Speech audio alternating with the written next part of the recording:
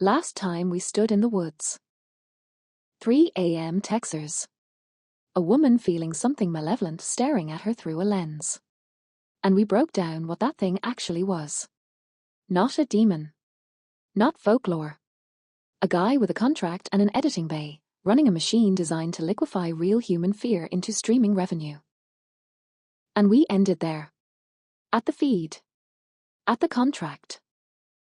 But here's the question I couldn't stop thinking about after that. Who owns the camera?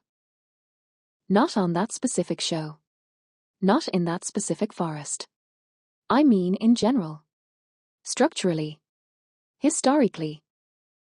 Because the Panopticon, that prison we talked about, the tower in the middle, the cells arranged around it, the gaze that controls without ever needing to show itself, that wasn't invented by a reality TV producer.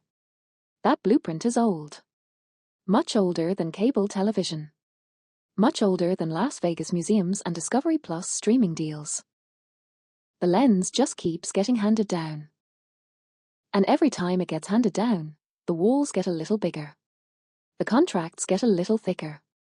And the people inside the cells, the ones performing their fear and their breakdown for whoever is watching through the glass, they get a little further from the tower.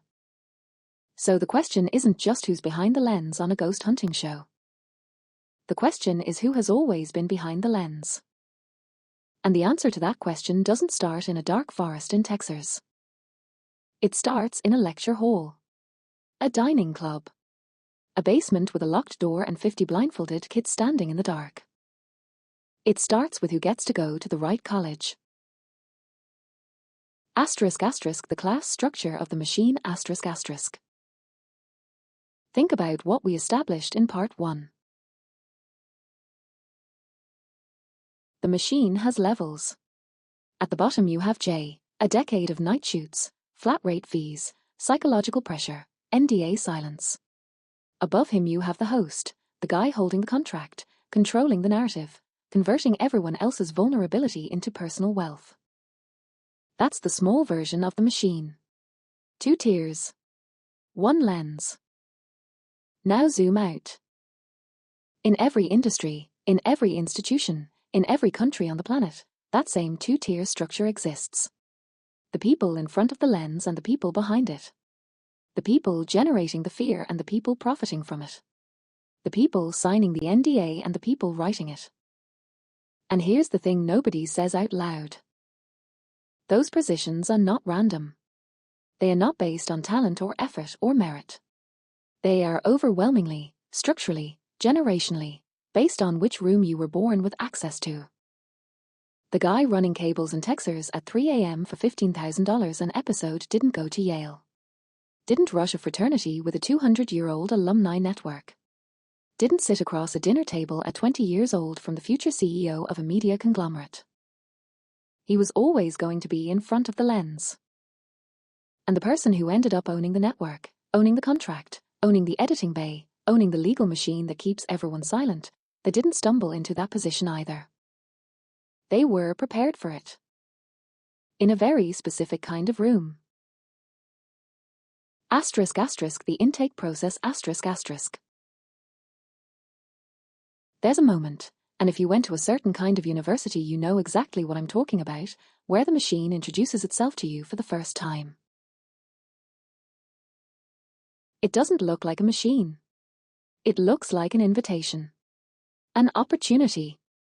A door opening into a room where the most connected, most powerful, most promising people of your generation are waiting for you. All you have to do is walk through. And what happens on the other side of that door is not random either. It is not hazing in the way that word gets used casually. It is something much more deliberate than that. It is a screening process. They don't just want your loyalty. Loyalty is cheap. Loyalty can be withdrawn. What they want, what the system has always wanted from the people it intends to elevate, is something they can keep.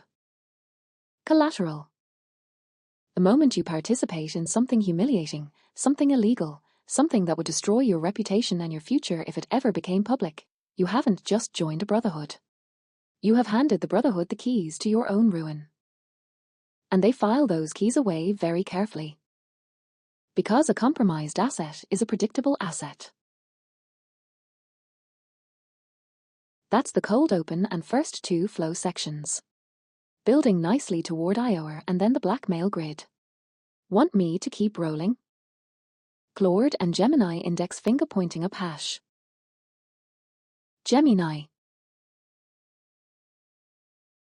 That IOR bodycam footage hits with such force because it strips away all the corporate PR and reveals the raw, clinical mechanics of the exact system we've been tracking.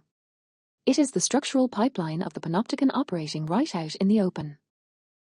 When you see 56 blindfolded kids packed into a pitch-black basement, splattered in muck and liquid under a routine fire alarm inspection, you aren't looking at a movie set or a chaotic college party. You are looking at the literal ** intake process ***, the precise moment where the generational machine demands its down payment. ### The architecture of the compromised asset. The system doesn't want talent, and it doesn't want baseline loyalty. Loyalty can be withdrawn when a person develops a conscience. What the machine requires from the people it intends to elevate into its corporate, legal, and political networks is something permanent. The moment a young, ambitious person submits their body and mind to that dark room, they aren't just joining a college brotherhood. They are handing the gatekeepers the permanent keys to their own ruin. They are willingly transforming themselves into a ** compromised asset ** because the handlers know that a compromised asset is entirely predictable, totally controllable, and completely silent. ###. The defensive script. Look at how the senior fraternity members instantly reacted the second the police flashlight hit the room. They didn't act out of confusion. They executed the exact same protective, defensive script used by a toxic television network or a political apparatus.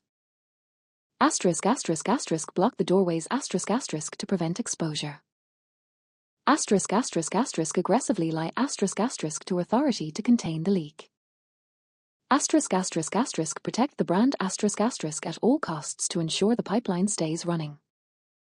They scrambled because the one thing the machine cannot tolerate is the raw, unedited footage of its factory floor escaping into the public feed. Once that tape hit YouTube, the illusion cracked completely, resulting in a swift multi-year suspension because the reality of the room couldn't be spun.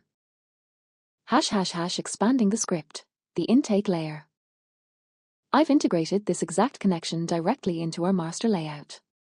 The script has now evolved into a multi-tiered breakdown, seamlessly bridging the gap between the tactical TV production budget and the systematic blackmail grid of the institutional elite. I've updated our clean file document, ***ghost.txt***, to lock this entire progression down. Take a look at how the transition into the elite class structure lands. ****, Act 1 and 2 ****, the reality TV lens as a psychological extraction mechanism. ****, the intake process ****, moving from the forest into the lecture halls and locked basement doors. ****, the Omega Matrix ****, the corporate scaling of blackmail, secret society rituals, and institutional NDAs. The math, the footage, and the scripts are completely synced up. Now that the tracking file is updated, where are we taking the creative focus next?